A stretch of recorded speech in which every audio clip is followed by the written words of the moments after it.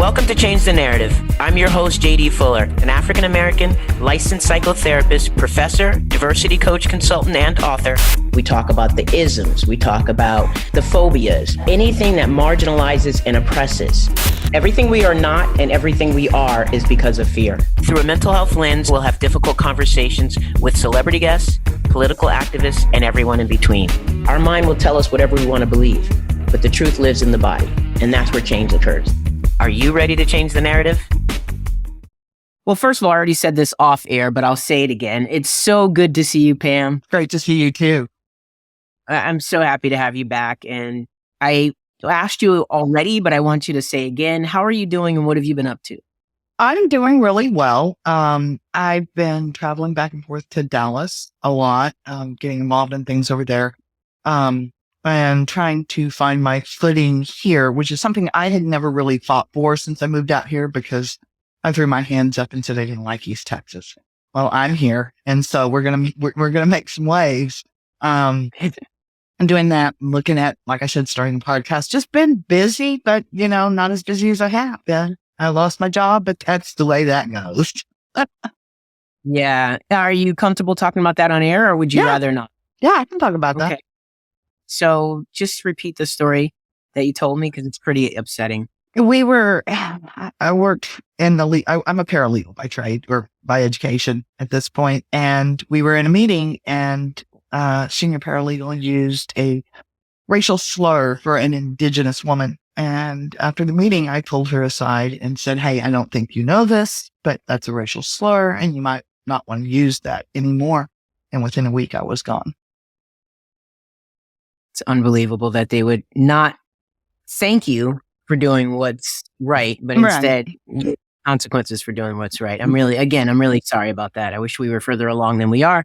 Clearly we are not. And Texas is not got here. its own not anywhere, but really not here. And there's so many good people here. There are some really fabulous people and I get recognized. Because whereas at one point in time, I used to hide my last name and because I didn't want it to fall back on my kids. That's my big thing. And I just at one point just went F it. Right. And so my full name's my legal name's out there and where I live is out there. So I put location on things and I've met so many wonderful people. That's good. So it gives me a little bit of hope. And you deserve it, that hope, particularly after that negative experience. I think it's interesting that, there's so much privilege around fearing. Right? Put your name out there, what's going to happen to you. And you move through that to get to the other side. And you see, it's not as bad as you feared. And here's the thing. If the threat is to lose your safety, you never had it. Okay, now. As a white person in this society, if the threat to you is that you're going to lose your safety, the love and support of your community or family, you never had it. If all you're doing is being you. I stand on that one. That's amazing. So let's start talking about your most recent effort in uplifting marginalized voices on TikTok by passing the mic on your platform. Will you talk about that and explain what you did and what your process was? Well, there's two ways that occurred. One was the 10K challenge last summer. And I had two accounts that were well over 10K. I think Pazam 2000 was at almost 60 and PamIM 1313 was at 50. And I gave them both away to smaller Black creators who had a very similar message to me and said a lot of the same things I did, but with a different dialect and a different face than mine. And I talked to them first and I was like, I want people to hear a message coming from the source. And I think you have an audience here that will hear you. And so one of them went to Mr. Batts and one of them went to Brendo and I just totally spaced her name. That's okay. You can look it up and tell us at the end. But she goes by High Yellow Renegade and a lot of those. But I cannot, Mona. He's like, could not think of it. And I wanted to be able to get them over that hump that is so hard for Black creators to get over, that 10K hump. Both accounts were in the creator fund. For what that's worth, I think the most I've ever made is $20. Yeah. And give it to them. And then after that, in rebuilding, it has just been a constant series of getting banned. The same person that haunts Royal Star Kakai, and gets him banned. He's on his 16th account in a year. Just mass reports him, and he's got such a positive message, and he's just like, I want you white people to build healing centers, community where you can heal and support each other through it, and all the rage and all of the I've been lied to my whole life, and what is that free fall feeling when you first realize that nothing is as you were told. And he's so supportive about it, but he's got one guy that keeps just absolutely tormenting him, and I've picked him up, and so I've gone through like 6 accounts since then. So, that's important what you did with passing the mic. I think it's incredibly important, and it is also not done enough. Yeah. And it becomes so easily economical for white-bodied people. It can become a source of income, or not economical. What do you call it? It can become income generating, is what I meant to say. And or notoriety for white-bodied people, and it is not the same for brown and black bodies. So I think it's really important, and I wanted to make sure we started with that. The thing I learned the most important, though, was about myself. And I learned 2 things. One, that I am subject to that ego boost, that serotonin rush when people like what you say. And I get a good bit of it because people don't expect to come out of my mouth what comes out of my mouth because of who I am, a middle-aged white woman.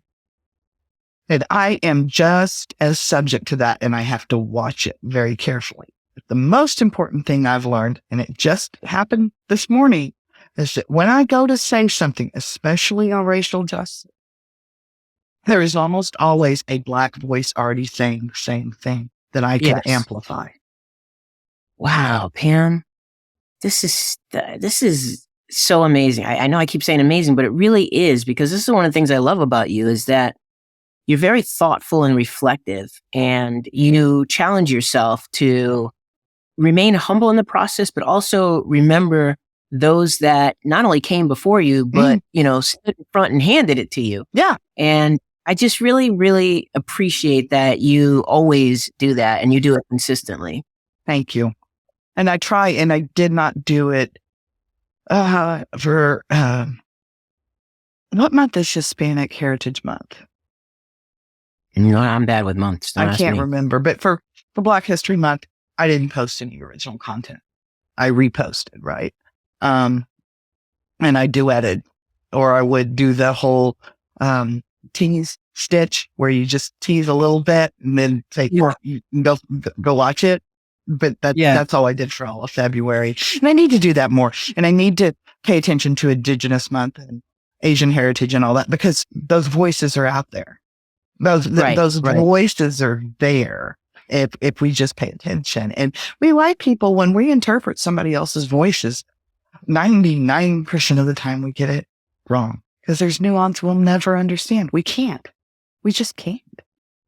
So when you think about these things, and you really do have to humble yourself, and you have to have a handle on your privilege in order to really be as thoughtful as you are about it. Is it you just doing it with you, or is there somebody else who's saying, Pam, you got to check yourself? Both. You know what I mean? Both. Okay. A lot of times it's me checking me. When I go to make a video, like I went to make one this morning, and I know somebody else is saying that. I know or actually it was, in addition to something Crutches and Spies, who is wonderful Black queer disabled creator, who I just adore. And I was going to stitch her video of another student. It doesn't matter. And I realized I was just re-saying what she was already saying. And what was the point of that? Right? My voice doesn't it doesn't amplify it in any way, me saying the same thing she did. But I also have surrounded myself on purpose and very carefully with people I trust. And so when they say, hey, what are you doing? I'm got an ego just like anybody. Somebody asked me the other day, have you ever doubled down when you were wrong and just, kept going? I was like, yeah, there's a joke in my family that goes like, in the Himalayas on this one day of the year, when the sun hits at this angle in the small village at this many feet, mom wasn't wrong. That's great.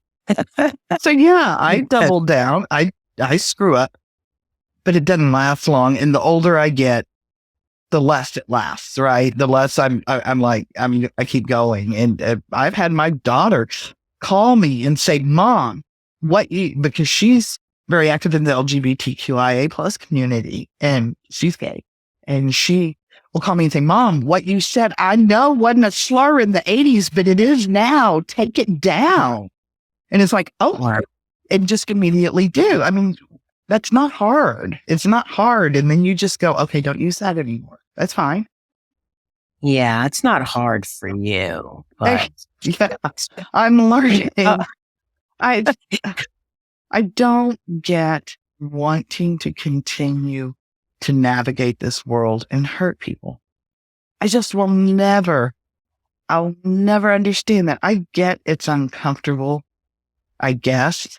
I don't have Kai and I talk about this, and he says it's uncomfortable for you guys, European Americans. It's unpleasant. I'm like, okay, if you say so, and so many white people tell me it is, but I don't have that. I've never had that resistance. Now, I used to be one of the women with so much internalized misogyny, right? I was different. I drank whiskey and did car engines and cleaned up well, was a stripper, but still looked good, but not typical girl, that whole thing. And I realized that was because I hadn't resolved and healed from my own sexual assault trauma. And when I was in the midst of that, when somebody would tell me their story around sexual assault, especially, and this is honest, white women, when we're white girls, would tell me I'd always side-eye them. And it took me healing my own denial of what happened to me to be accepting of what happened to them, right? And I don't have that problem anymore. But I'm always on a constant quest of, okay, what is the next thing we need to deal with? Well, going through and dealing with my son's racial identity crisis was another one, right? Because that's my fault. His dad wasn't involved. That's my fault. And you can go through the whole, I did the best I could, all that. It doesn't matter. Nobody's saying you didn't. But this is where we're at, and how are we going to work through it? Yeah, that's a very healthy approach. You educate white bodies about the reality of white privilege. In one post, I have to defer to that, you bodied this one person who compared the indentured servitude of the Irish people to that of chattel enslavement. Can you please share how you responded and just share it? Yeah. Okay. I'm of Irish descent. I am adopted. I've done my DNA. I am Irish. I don't have a genetic tie anywhere, which is very weird and very unusual. But I did a bunch of research on my Irish history when I was younger, because it was the one thing I had that I could cling to from my biological family. Indentured, I have no patience for it, because the whole idea that Irish were slaves is nothing more than a white supremacist talking point in order to silence Black voices when they talk about slavery. It doesn't exist for any other reason than that. There have been multitudes of Irish historians. There was a group of them that got together in 1992 and published a paper dispelling the idea that Irish were ever slaves. Not in Barbados, not on this continent, not really in Ireland under the English. You could argue that at some points in time, but not in the New World, and with no comparison to chattel slavery. And it was a point that was created by, and I can't think of his name off the top of my head, an Irishman here in the 1500s, 1600s, that was trying to argue for Irish independence. And he was a nobody, but it got picked back up in 92, 93 online in order to justify. And then you had the books, White Cargo, They Were White and They Were Slaves, To Hell in Barbados, all of these books that were written by these horrible, bigoted, racist people in order to try to minimize what enslaved Africans went through, but more than that, in this day and time, to silence the voices of those who want to teach an honest history of what it was. Because most Irish worked off their indenturedness and became slave patrol, slave owners, or police. That was the path that they took. And then they turned into Irish Americans, which Irish don't like Irish Americans. That standard, kiss me, I'm Irish, drinking the green beer, celebrating St. Patty's. Yeah, you know that. They don't. And they're like, and y'all were slaves. Stop it. But it is, and it really is something. You can watch the path of somebody being radicalized racially by watching them go from that very quickly to, the first book on all of that, which was They Were White and They Were Slaves, was written by a Holocaust denier who blamed the Jews for chattel slavery. Wow. So, your whole argument is really nothing more than a red herring used to silence people that have something to say that makes you feel uncomfortable. And I have no patience for it. I try to be more patient and educate more calmly, but that one really gets to me because I know my history and I know what my ancestors went through. No, and I, obviously I appreciate that. And I'm not going to lie. When you speak to white women, it warms my heart. What? Yeah. And I say that it's not because I dislike white women or have any rage against them. It's just that you say it in a way that's just, it's just so honest and it's unapologetic. And I always appreciate that. So what do you think white women can specifically learn from you? Heal. Heal. And put the ego aside. Your children are entire human beings. They are not you and they are not your identity. I think a lot of white women, and we're kind of raised this, or we are raised this way, to grow up in this game of identity politics where image matters above all else, right? And so it becomes important what team your kid plays on, what position they play, what their grades are, where they go to school, they got to do all the right things. And this is not just upper middle class. I saw this when my kids went to a school where we were on government assistance. It's, did we play for the right coach? And it becomes the same thing, but it becomes this all encompassing thing. And that becomes their identity. And they have sacrificed that they are, that whole gotta do it all thing. Let that go because you're never going to do it. But the biggest thing is to listen. Listen, and hear people. Because if more than one person is saying it, even if just one person is saying it, it's got truth to it. So don't qualify what everybody else says to you about an experience you've never had. I can never begin to understand what it's like to be my son, to be a Black person in this country, to be Hispanic, to be transgender. I will never comprehend it. No matter how much I may try, I will never comprehend. So why won't I listen? Well, one reason why one would not listen is to uphold patriarchy and white supremacy, which is providing a lifestyle for them. And we're going to go full circle back to the beginning. If you are under threat of losing your security, safety, support, you never had it, so go make your own community to gather that from that is real, that won't threaten you every time you step out of line. Because if they're watching to see if you are in line, they're not supporting you. Mm, And, good and, stuff. and it's not scary. I get very frustrated. It's so scary. Well, I didn't have a choice.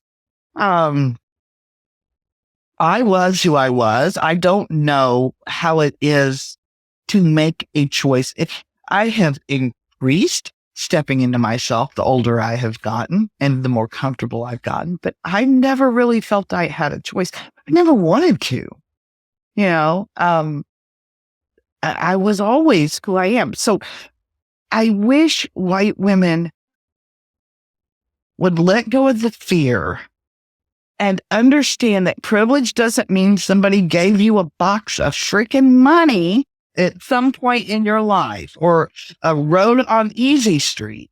It just means that you generally don't have to worry if you're going to get shot if you get pulled over by the police. You don't have to stifle. Yeah, somebody said in one of my posts, white privilege is you don't panic and look in the rearview mirror to see if the cop turned around to follow you. Well, yes, I do. I think that's fairly normal.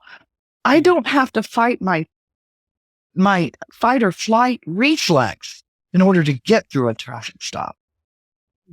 Right? Yeah. I don't have to suppress this fear of not surviving just to get through a common interaction.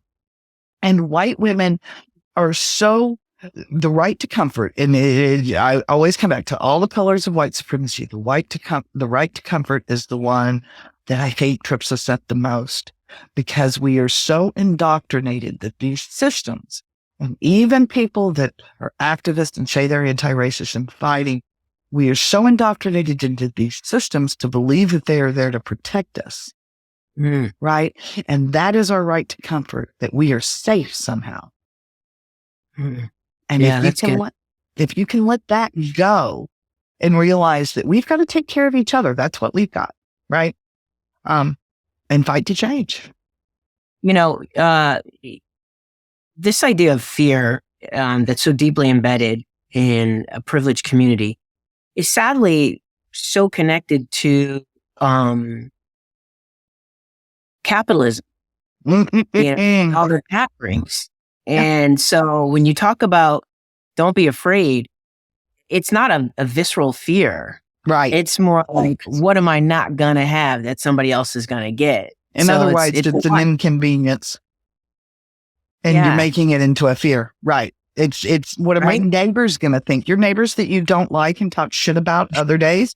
What is my job? Am I going to lose my job? Guess what? You were looking for one when you found that one. It'll be all right. The things that we say we fear are so inconsequential. They really, truly are. And capitalism devours all of it, right? Because if the police want to continue to grow, so they want to continue to absorb money, so they keep creating a need for themselves, right? And we just feed into that, and we cannot seem to accept the fact that it's getting worse for everybody. Yeah, that's the thing. Yeah, that's the thing right there. We're all suffering. You know, it's not a suffering competition. We all have our own version.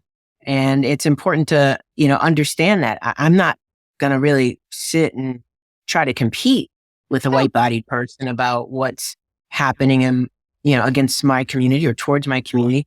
But I'm also not going to say you don't have your own challenges. Sure. I think that's insensitive and unempathetic. What do you still want to learn, and how do you continue to learn? I want to relearn how to speak Spanish. I actually spoke Spanish before I spoke English.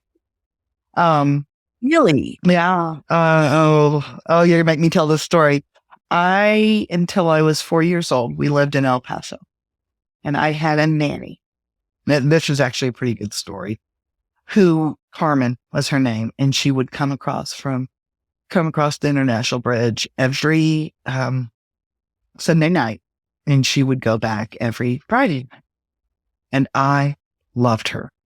I loved her so much.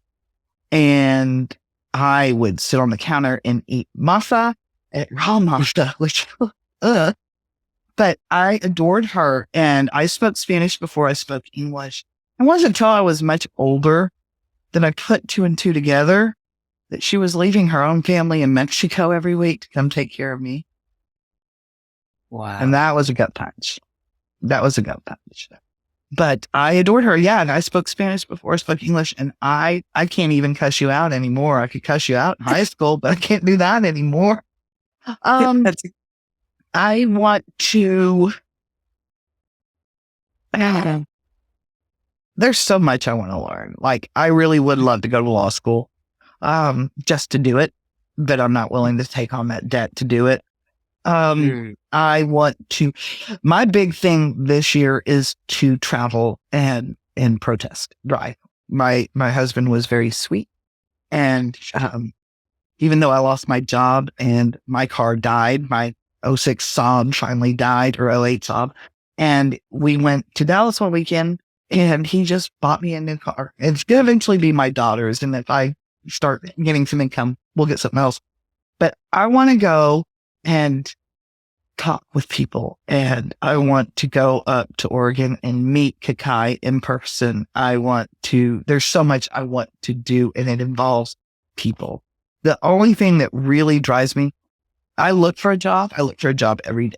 I do not dream of labor. That is just not something that has ever been like, oh, got to go make that dollar. So it's people, and I really want to get out and meet people. I keep making the joke on TikTok that I want to have a giant slumber party, and have everyone. I meet so many people that I just love, but they're too far away to ever meet, right? That's awesome. I've missed that one, and I watch a lot of what you post. So I have a question for you. Do you think it's possible for white bodies to move from denial through sympathy, past allyship, to something that's more productive in the outcome of where we are? So I think that the conversation about the extreme liberal who lives with this sympathy and white guilt, right? Pity, right? It's so this whole hierarchical position of, it's so sad what's happening to you, and it's not productive like empathy. It's actually just sympathy and pity, like you said. Yeah. So I'm curious if you think they can move past that to get through. Let's just get through the allyship. It's just not really a productive thing to something that actually will produce an outcome that benefits us all. Do you think that's possible in our lifetime? I think it's possible on a one-on-one basis in our lifetime. Whether we'll see it in mass.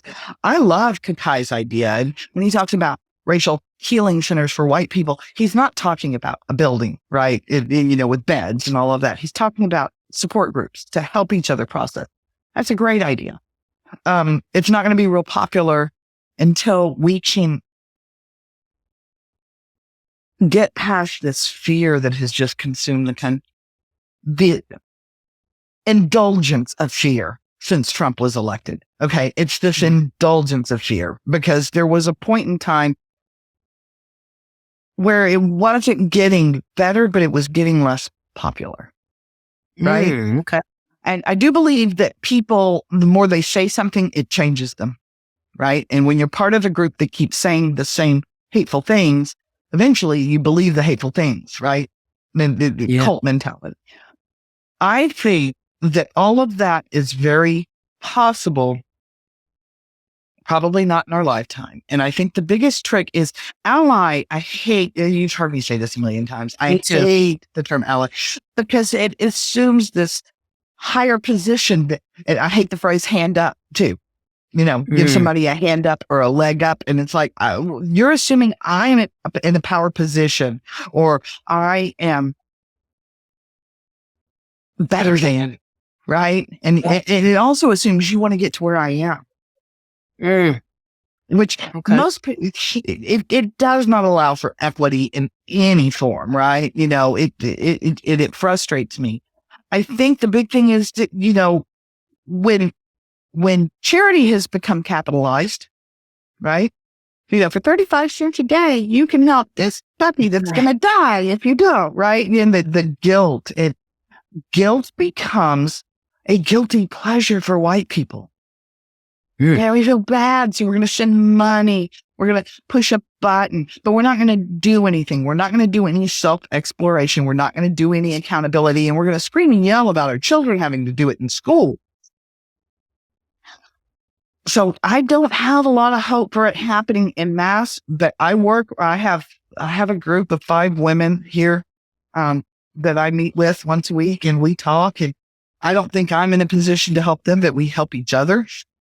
Oh, that's great. And try to get through the idea that we are the center or the ideal, right? And it's like, if we're the ideal, we're all fucked.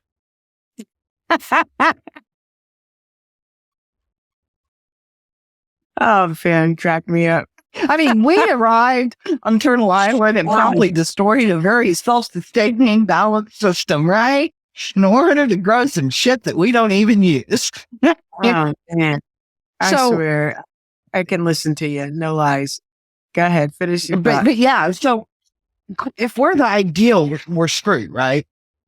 And the big thing I've been on lately is talking about reparations, and people just do not like that discussion. If they flip the country, it'd be so good for our economy. It wouldn't be good for the elite, but it would be so good for our economy. The money flowing through small businesses, the money flowing through our communities, the growth in small businesses.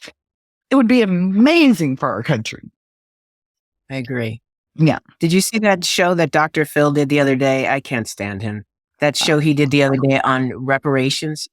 Exploit reparations. You're exploiting something we deserve by making it a controversial topic on your ridiculous show. Did you see the one where he had the, I think she is Indian, and the black woman that had the round table with the white women and the black lady does. And he's talking to them, and he's like, you're trying to be shocking, right? You're trying to be aggressive. And it's like, okay, the one thing your staff should have told you is don't use aggressive when you're talking to a black woman. And it has so many connotations. Just don't. Yeah. But the reparations thing drives me nuts. Dr. Phil makes me want to. Me too. I'm so glad Dr. Oz appeared. Oh, I know. He's the psychologist, the psychology side of Dr. Oz. He's not even a psychologist anymore, is he? Or was he ever? I don't even remember. No, he wasn't really a psychologist. But anyway, I appreciate that, your perspective. So I want to ask you one harder question before I lighten up so we can wrap up today. Okay. The mass shootings, the school shootings. Yeah. Give me a visceral response to that, because it's so painful.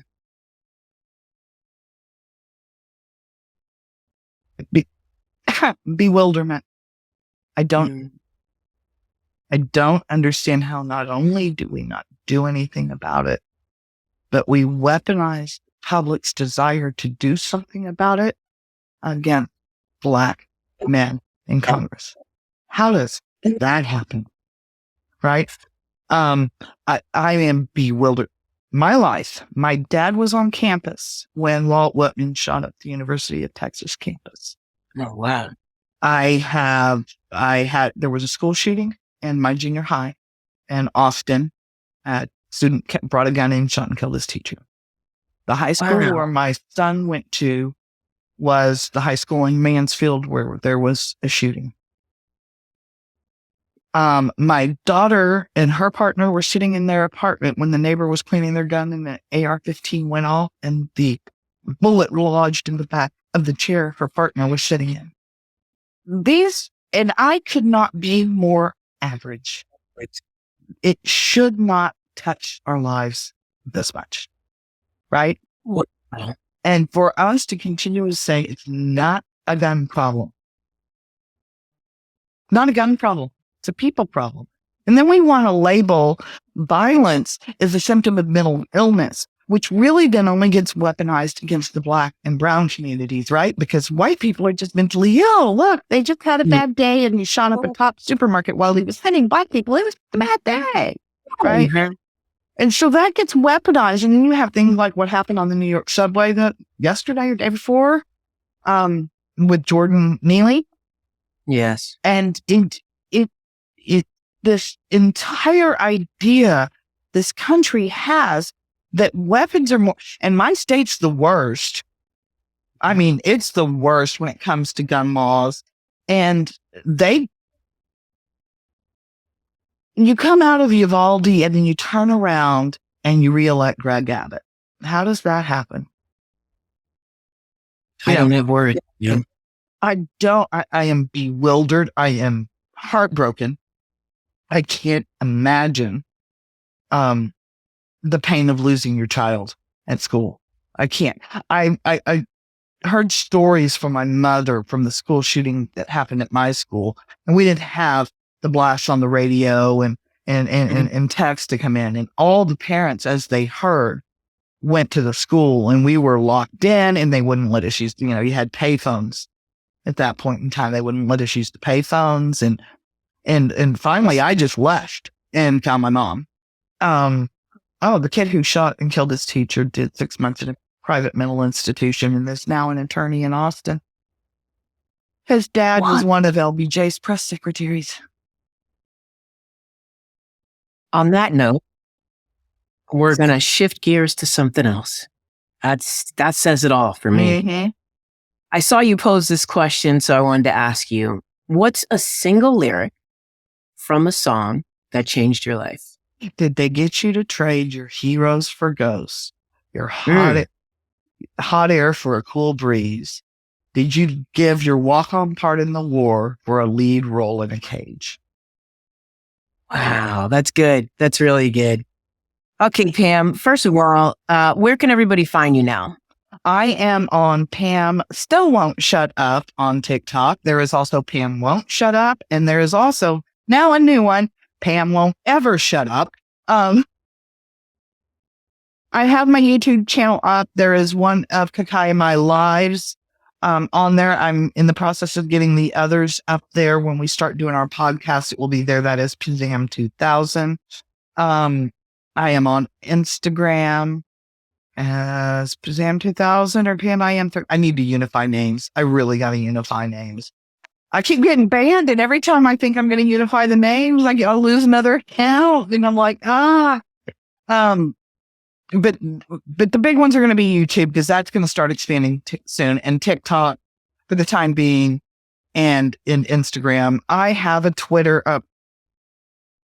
I don't Twitter. The app absolutely. I'm like, what? Where did it all go? I'm lost. So Right. I understand. And other than that, then every Friday night at 5 p.m. Pacific time and 7 p.m. Central time, Royal Star Kakai and I do a live together where we try to talk about racial healing and all of these things we've talked about. How do you get past this point of, I want to help other people, to, we all fucking need help. Let's figure this out, right? And I'm not talking about the I don't see color kind. I'm talking about, okay, what's wrong? Let's fix that. Who's blaming? Triage, right? Where do we need to put the attention, and how do we help each other? And that's always really enlightening. He's a joy of a person to be around. Matter of fact, we had Zach on last week as our guest, who you did a episode with Zach recently. I did. And he's a super nice guy. Yeah, totally. Yeah, I like Zach a lot. Okay, so what do I say, Pam? I think, keep being you. That's what I say. Keep being you. I appreciate your voice. Thank you. I get a kick out of you. And you truly have one of the biggest hearts that I've ever known. And I think that's the thing that's most special about you, is that, it comes from a really sincere place for you, caring about others. And as a fellow empath, that means the most to me. So please keep sharing your voice, and thanks for coming back to hang out with me. Anytime.